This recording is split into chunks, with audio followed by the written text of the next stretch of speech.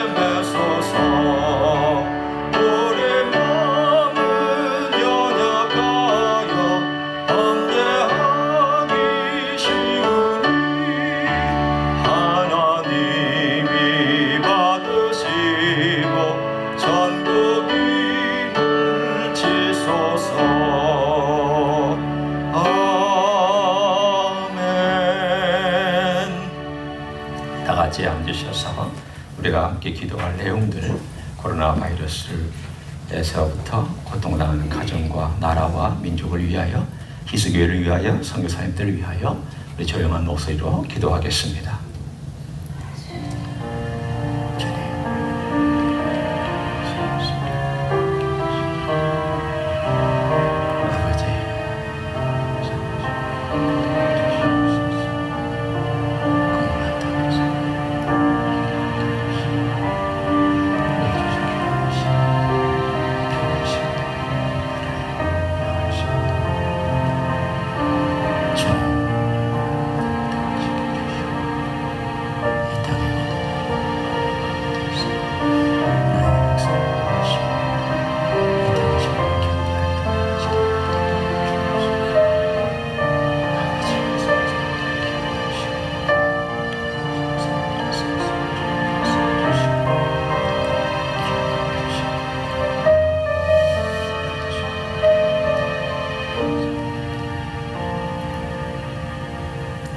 이 모든 기도의 제목을 사랑이 많으신 예수님의 이름으로 기도하옵나이다. 아멘. 우리의 신앙을 사도신경으로 고백하시겠습니다. 전능하사 천지를 만드신 하나님 아버지를 내가 믿사오며 그 외아들 우리 주 예수 그리스도를 믿사오니 이는 성령으로 잉태하사 동정녀 마리아에게 나시고 본디오 빌라도에게 고난을 받으사 십자가에 못 박혀 죽으시고 장사한 지 사흘 만에 죽은 자 가운데서 다시 살아나시며 하늘에 오르사 전능하신 하나님 우편에 앉아 계시다가 저리로서 산자와 죽은 자를 심판하러 오시리라. 성령을 믿사오며 거룩한 공예와 성도가 서로 교통하는 것과 죄를 사하여 주시는 것과 몸이 다시 사는 것과 영원히 사는 것을 믿사옵나이다. 아멘. 다 같이 일어나셔서 봉헌하도록 하겠습니다. 50장 찬양하시면서 하겠습니다.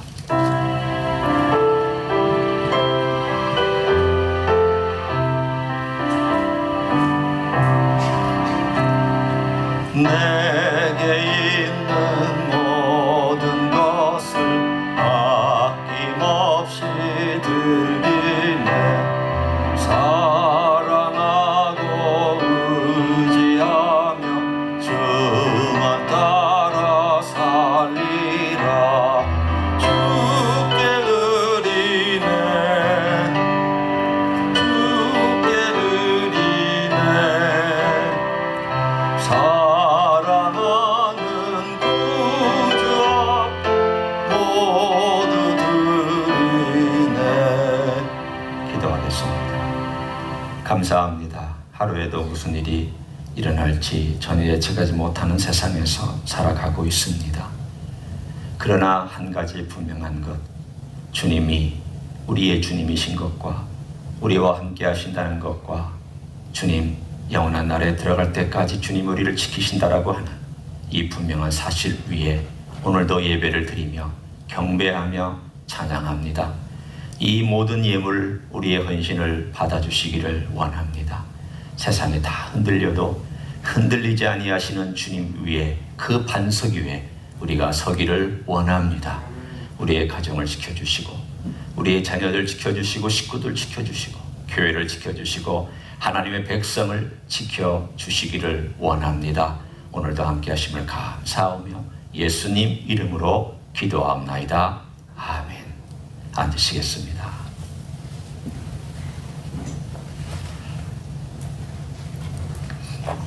오늘 예배 나오신 여러분들을 주님의 이름으로 환영합니다.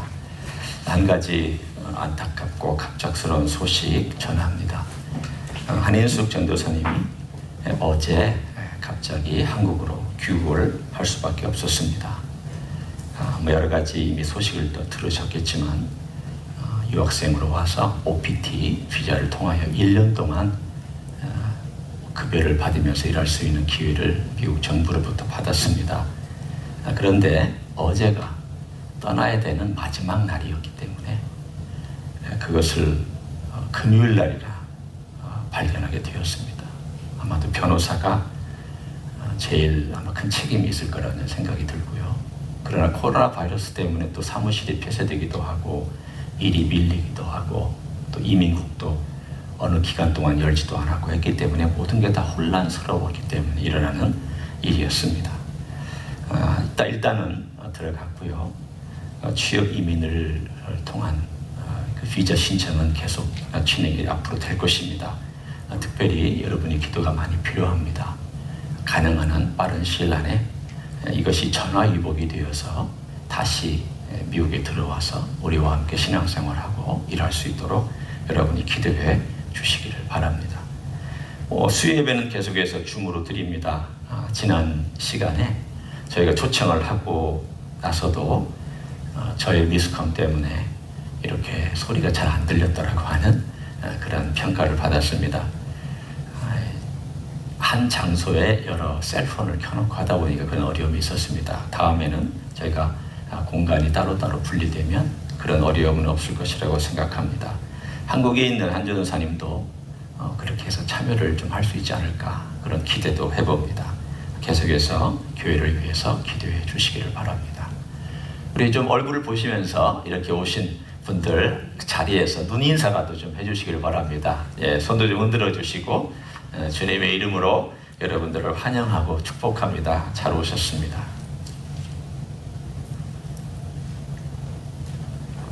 하나님 아버지의 말씀은 스바냐서 1장입니다.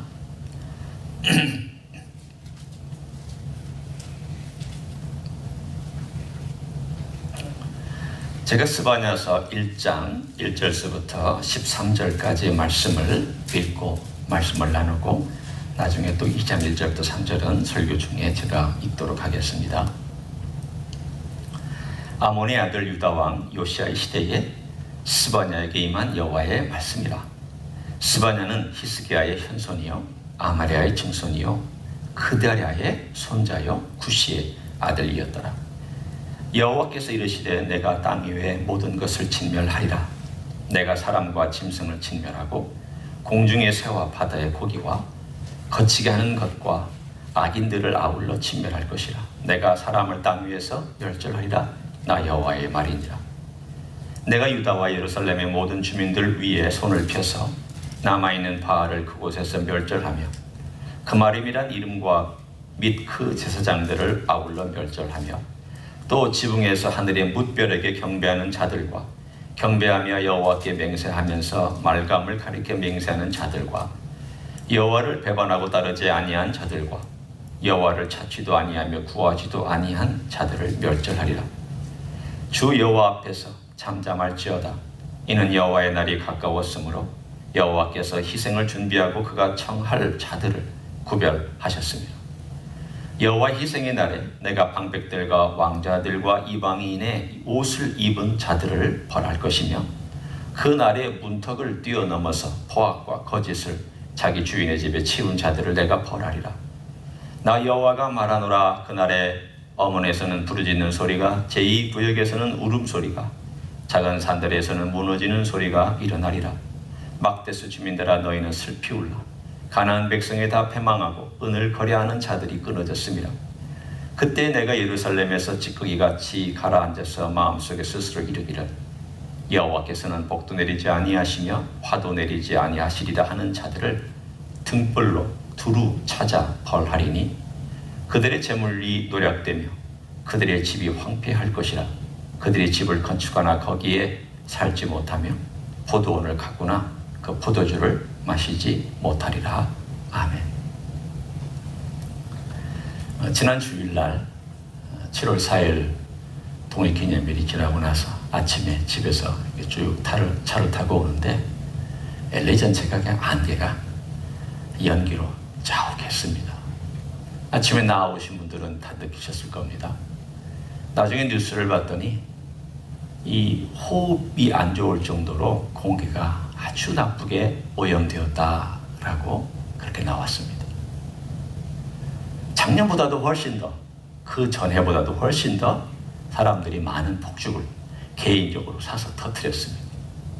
저는 아내나 그 폭죽 터지는 소리를 들으면서 보면서 저게 얼마짜리들인가, 저 사람들이 저렇게 많이 터뜨리는가, 그런 말을 주고받았습니다. 그러면서 한편으로 이런 말을 했습니다. 저들이 폭죽이라도 터뜨려야 저 스트레스를 풀지 않겠느냐. 한편으로 맞을 것입니다. 이 팬데믹이 오래 지속되다 보니까 사람들의 마음에 우울한지도 모르고 우울합니다. 스트레스가 쌓이는지도 모르고 또 스트레스가 쌓여 있습니다. 아는 스트레스도 있고 모르는 스트레스도 있습니다. 이 어려운 상황이 과거에는 abnormal, 비정상적인 것이었습니다. 그러나 이제는 그것이 new normal, 새로운 정상적인 일들이 되고 말았습니다. 과거에는 지나가리라, 지나가면 다시 또 옛날로 돌아가리라, 이런 생각을 했었습니다. 그러나 이제는 옛날로 돌아갈 수가 없습니다. 그냥 이게 그러려니 받아들이면서 이런 상황과 함께 어떻게 견뎌나가고 뚫고 나가야 되느냐, 이걸 고민해야 되는 그런 시점에 있습니다. 이런 시점에서 우리는 하나님의 진노라고 하는 관점에서 이 상황들을 한번 볼 수 있기를 원합니다. 하나님의 진노라고 하는 큰 테두리 안에 왜 이 세상의 재앙이 일어나는가에 대한 질문에 대하여 대략 한 3가지를 답할 수가 있습니다. 하나는 하나님이 직접 내리시는 재앙이 있습니다. 다윗이 인구조사 했을 때 하나님이 직접 재앙을 내리셨죠. 두 번째는 사탄이 가져오는 재앙이 있습니다. 하나님의 허락하에 일어난 일이지만 사탄이 가져옵니다. 욥에게는 사탄이 재앙을 가져왔습니다. 세 번째는 인간의 욕망과 인간의 죄 때문에 재앙이 다가옵니다. 로마서 1장에 보면 하나님께서 그냥 죄로 방임하게 놔두셨다 그랬습니다. 놔두셨다는 것은 I don't care가 아닙니다. 그들이 그 죄책감을 받도록 하나님께서 보호하시지도 않고 은혜를 베푸시지도 않겠다는 뜻입니다. 그건 심판입니다. 결국 우리가 이 세 가지를 놓고 생각해 볼 때 이 팬데믹 현상은 세 번째 가깝다는 생각을 합니다. 저도 이것이 세 번째다 이렇게 얘기할 수는 없을지라도 인간의 욕망이 불러온 하나님의 질서를 깨트리고 하나님의 명령을 어겨서 결국 하나님께서 이렇게 하면 저주받을 것이다, 재앙이 올 것이다 하고 하는 의미에서의 재앙이 이 땅에 덮고 있습니다. 넓게 하나님의 진노라고 하는 시각에서 봐야만 하는 재앙입니다. 그러면 이 재앙에 대하여, 이 진노에 대하여 성경, 특별히 구약에서는 무엇이라고 말씀하고 있습니까? 스바냐서를 보면 짧은 구절이지만 하나님의 진노라고 하는 내용을 집약해서 설명해 주고 있습니다. 아마 하나님의 진노와 분노에 관하여서 스바냐만큼 집중적으로 얘기하고 있는 구약의 다른 내용이 없을 것입니다. 우리는 스바냐서를 볼 때 다른 건 다 제쳐두고 3장에 나와 있는 한 구절, 두 구절만 노래합니다. 너의 하나님 여호와가 너의 가운데 계시니 너의 하나님 여호와가 라고 하는 그 구절만 노래를 만들어서 스바냐는 참 좋다, 아름답다, 너의 하나님 여호와가 너의 가운데 계시니 너 얼마나 좋겠느냐, 그렇게 우리는 축복도 하고 노래도 하지만 여러분 죄송합니다. 스바냐서의 87%는 하나님의 진노에 관한 이야기고 나머지 딱 한 6, 7절 한 13%만 하나님의 긍휼에 관한, 하나님의 소망에 관한 이야기입니다. 그러나 오늘 우리는 이 이야기를 통해서 하나님의 마음이 뭔가, 특별히 이 전 세상을 향한 하나님의 마음과 그리고 그 핵심에 있는 하나님 백성에 대한 하나님의 마음이 무엇인가를 우리는 좀 발견해 보기를 원합니다. 스바냐서를 한번 살펴봅니다. 스바냐서 1장 1절에 보면 스바냐는 히스기야의 5대손입니다. 왕손입니다. 다른 말로 하면 그는 선지자로서 왕손에, 왕가에 들어들 수 있는 일종의 로얄 패밀리의 한 사람입니다. 그 사람이 요시아라고 하는 왕이 다스릴 때에 선지자 역할을 했습니다. 요시아 왕은 이 스바냐의 영향을 받아서 개혁을 했을 것이고 하나님의 성전을 깨끗하게 하는 그런 일도 했을 것입니다. 한편으로 좋은 영향력을 끼쳤습니다. 그러나 사뭇 스바냐는 그 인간의 본질을 꿰뚫고 있었습니다. 이스라엘 역사의 본질을 꿰뚫고 있었습니다. 유다 역사의 본질을 꿰뚫고 있었습니다. 한번 보십시오. 어떻게 꿰뚫고 있는가?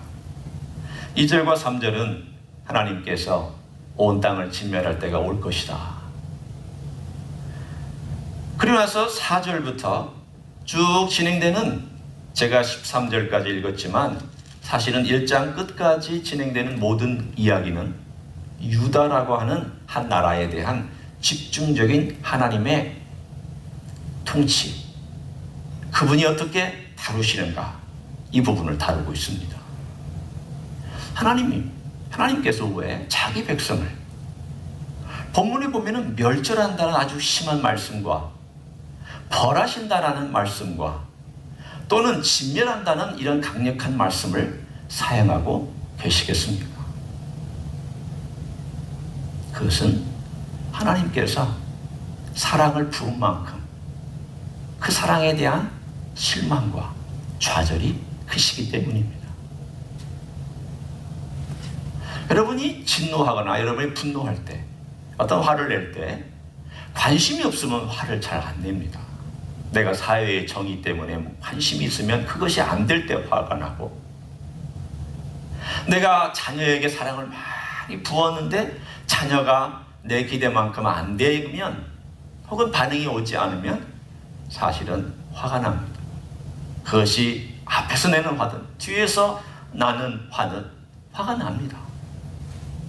결국 사람이 예를 들어 감정의 표현, 이 분노가 나온다는 것은 사랑을 쏟았기 때문에, 관심을 쏟았기 때문에 나오는 당연한 반응입니다. 하나님께서 유다와 이스라엘에게 쏟았던 그 사랑과 관심을 한번 생각해 보십시오. 세상의 어떤 민족이 그런 사랑을 받았습니까? 세상의 어떤 민족이 그런 관심을 받았습니까? 세상의 어떤 민족이 그런 율법을 받았으며 계시를 받았습니까? 세상의 어떤 민족이 모세와 같은 지도자, 엘리야와 같은 선지자, 하나님의 음성을 직접 들으며 하나님의 임재를 직접 경험한 그런 일을 경험한 민족이 어디 있었습니까? 하나님께서 때마다 복을 주시고 하나님께서 자기 땅도 아닌 것을 너희 땅이라고 공짜로 주시고 그 성들과 그들의 농기구와 그들의 집과 그들의 포도원을 다 자기 것들로 만들 수 있도록 하나님 그렇게 만들어 주셨습니까? 아니, 어느 민족이 노예가 되어서 나라를 이룰 수 있는 민족이 세상에 어디 있었습니까? 없다가 있는 그런 나라도 민족도 역사상 존재하지 않습니다. 그 땅에서 남의 침략에 들어왔다가 그 침략군이 물러나서 독립을 이룬 케이스는 있을지를 몰라도 원래 자기 땅도 아닌데 노예가 와서 나라를 건국하고 그 축복을 받은 그런 역사가 세상에 어디 있습니까? 하나님이 쏟았습니다. 정성과 사랑과 선지자와 율법과 제사장과 모든 것들에 대해 하나님이 쏟을 수 있는 모든 것들을 다 쏟았습니다. 그런데 사람들이 어떻게 반응했는지에 대한 이야기가 오늘 스바냐가 하나님의 이야기를 대변해 줍니다. 어떻게 그들이 하나님께 반응했는가? 4절과 5절을 보십시오. 그들의 반응은 바알, 4절에 바알을 하나님 멸절하신다고 그랬는데 바알 등장하고요. 5절에 하늘의 뭇별들에게 경배했고요. 5절에 또 여호와께 맹세하면서 말감을 가리켜 맹세했습니다. 뭘 의미하고 있습니까? 한쪽으로는 여호와께 맹세하고 예배를 드리면서 다시 뒤로 가서는 말감, 자녀를 태워서 드리는 밀곰이라고 하는 우상에게 가서 자녀를 태워드리면서 자기들의 소원과 자기들의 부요와 자기들의 위기를 위하여 또는 피하려고 그렇게 우상을 숭배했습니다.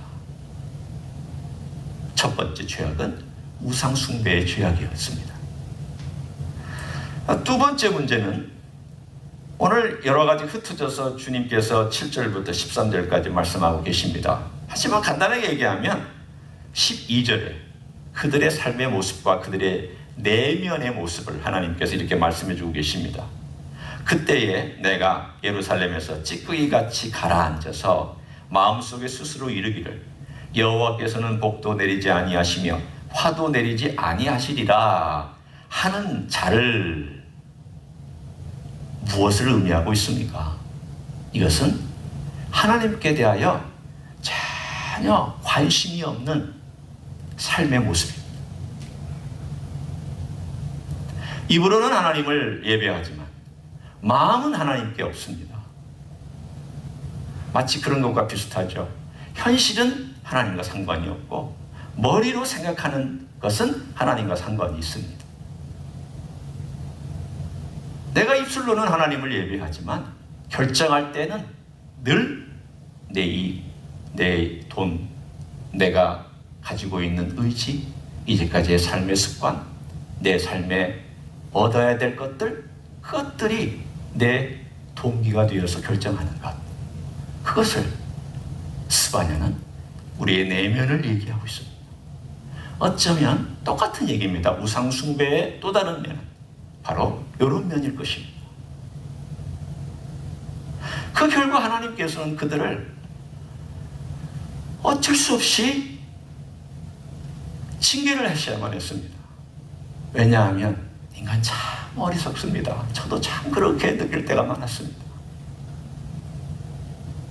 무너지기 전에는 깨닫지 못할 때가 많습니다.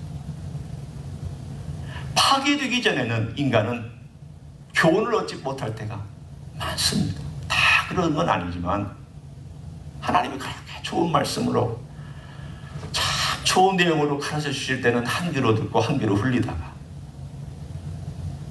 어쩔 수 없이 큰 대가를 지불하고 망하게 되었든지 또는 건강을 잃게 되었든지 혹은 어려움으로 인해서 바짝 깨지게 되었든지 바닥에 털피덕하고 널브러져 울 수밖에 없든지 하는 그런 케이스가 되어야 인간은 그때서 겨우 깨닫기 시작합니다. 하나님은 그래서 깨트리십니다. 그래서 파괴하신다고 말씀합니다. 왜? 드러내시려고. 네 안에 있는 걸 내가 너의 속에 있는 찌꺼기를 내가 드러내고 싶다. 주님 말씀하시잖아. 그 안에 찌꺼기가 쫙 가라앉아 있는데 그 찌꺼기가 가라앉지도 모르고 사는 우리 인생을 하나님께서 깨트리셔야만 여기 있는 찌꺼기가 내가 이 정도의 찌꺼기가 있었나? 내가 이 정도 찌꺼기를 가진 이렇게 추악한 인생인가? 그때서야 깨닫기 때문이라고. 주님 오늘 사실은 징계와 파멸과 진노를 말씀하시지만 그 속에 숨겨져 있는 하나님의 은밀한 의도, 하나님의 그 사랑 가운데 기회를 주시고자 하시는 그 하나님의 배려와 하나님의 솜씨가 한 문장마다 남아 우리들에게 전달되고 있습니다. 자기 백성이기 때문입니다. 오늘 우리에게도 하나님은 이렇게 동일하게 역사하시지 않겠습니까? 우리라고 나는 예수님 믿으니까 달라 그래 자신할 수 있겠습니까? 지금 이 스바냐가 얘기하고 있는 대상은 주로 하나님의 백성이라고 얘기하고 있는 사람들입니다. 그래서 가만히 제가 나눠봤더니 이 세상에 우리가 살고 있는 그리스도인들을 다 골고루 그냥 일반적으로 놓고 봤을 때 그리스도인이라고 칭하는 사람들 놓고 봤을 때 세 종류로 볼 수 있죠. 하나는 거의 그리스도인. 제가 만들어낸 용어입니다. 거의 그리스도인. 그리스도인이라고 얘기는 하지만 그리스도인이 아닌 사람. 그리스도인의 풍월은 없지만 삶은 변화가 없는 거의 그리스도인. 실제적인 무신론자죠. 오늘 본문에 나오는 것처럼 하나님은 복도 내리지도 않고 화도 내리지 않고 나하고 상관이 없다. 실제 삶에서 그렇게 산다는 거예요. 두 번째는 별로 그리스도인. 이게 참 그리스도인인데 별로예요. 왜냐하면 삶에서 하나님 감사도 잃고 또 당연히 여기고 살아가기 때문에 그러면서 삶에서 내가 왕의 노릇을 하기 때문에. 그런데 오늘 이 두 가지의 그리스도인이 아닌 정말 꽉 찬 하나님으로 꽉 찬 그리스도인이 되려면 우리는 어떻게 살아야 하는가? 거기에 대하여 스바냐서 2장 1절, 2절, 3절은 해답을 주고 있습니다. 오늘의 핵심이 여기 있습니다. 한번 보십시오. 하나님이 뭐라고 말씀하고 계시는가? 제가 읽어봅니다. 수치를 모르는 백성아 모일지어다 모일지어다. 명령이 시행되어 날이 겨같이 지나가기 전 여호와의 진노가 너에게 내리기 전 여호와의 분노의 날이 너에게 이르기 전에 그리할지어다. 여호와의 규례를 지키는 세상의 모든 겸손한 자들아 너희는 여호와를 찾으며 공의와 겸손을 구하라. 너희가 혹시 여호와의 분노의 날에 숨김을 얻으리라. 하나님께서 이런 가능성을 제시하고 계셨습니다. 잘 보시면 3절의 마지막에 너희가 혹시, 여기서 혹시라는 말은 하나님께서 가능성을 열어놓으시고 그 가능성 안으로 들어오라고 하나님께서 해주시는 은혜의 기회를 말씀하고 있습니다. 그 은혜의 기회가 뭐냐? 여호와의 분노의 날에 숨김을 얻으리라. 여기서 숨김이라는 단어가 제가 제목으로 나왔던 쉘터입니다. 이게 스바냐의 뜻입니다. 스바냐란 이름은 여호와께서 덮으신다, 여호와께서 숨기신다, 여호와께서 보호하신다 라는 뜻입니다. 말에 워드 플레이를 하고 있죠. 언어의 유의가 있습니다. 어떤 어느 이유가 있는가 하면 스바냐라는 이름이 여기 들어가 있습니다. 내가 스바냐인데 여호와께서 너희를 스바냐 안에 감춰주실 것이다. 여호와가 그렇게 해주신다고 지금 문을 열고 계신 것이다. 그러면 이 문을 열고 계시는 여호와께서 너희들에게 요청하는 게 뭐가 있을까? 한번 생각해봐라. 이렇게 멸절하랴 진멸하랴 그 날이 올 것이다. 그러면 그 날, 진짜 그 어려운 날이 오기 전에 내가 기회를 준다. 기회를 주는 이 기회는 돌아와야 하는 기회다. 이 팬데믹은 더 이상 어브노멀이 아닌 노멀입니다. 우리는 이것을 티핑 포인트라고 얘기할 수 있습니다. 티핑 포인트란 어느 작은 하나가, 작은 시작이 큰 어떤 것들로 발전해 나가는 그 시작점, 그 출발점 같은 것들, 이런 것들을 우리가 보통 티핑 포인트라고 얘기를 합니다. 이 팬데믹은 처음에 이렇게 클 줄 몰랐습니다.